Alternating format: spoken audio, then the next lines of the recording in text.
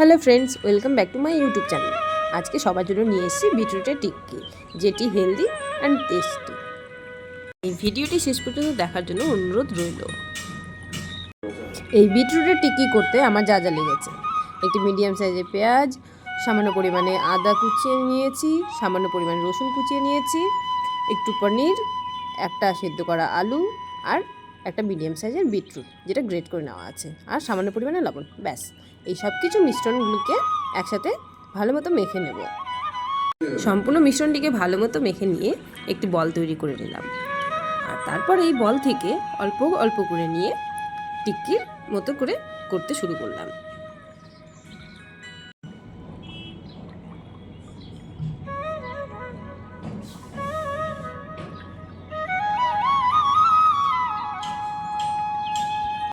এইভাবে টিক্কি বানানো হয়ে গেলে পরে ননস্টিকের মধ্যে হালকা তেল ব্রাশ করে নিতে হবে। ব্রাশ করে নেওয়ার পরে সেই টিক্কিগুলোকে গরম প্যানের মধ্যে দিয়ে দিতে হবে।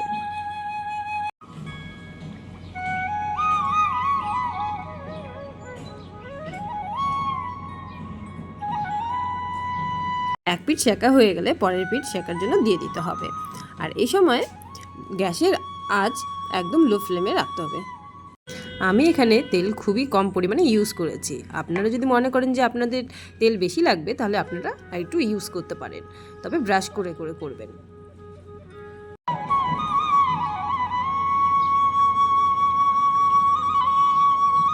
দুই পিঠ ভালো মতো ভাজা হয়ে গেলে ব্যাস হয়ে গেল আমাদের বিটরুটের টিক্কি।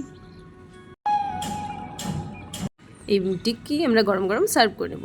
আপনারা চাইলে টমেটো কেচাপের সাথেও সার্ভ করতে পারেন, অথবা টক দইয়ের সাথেও সার্ভ করতে পারেন, আপনারা যে যেমনভাবে পছন্দ করেন।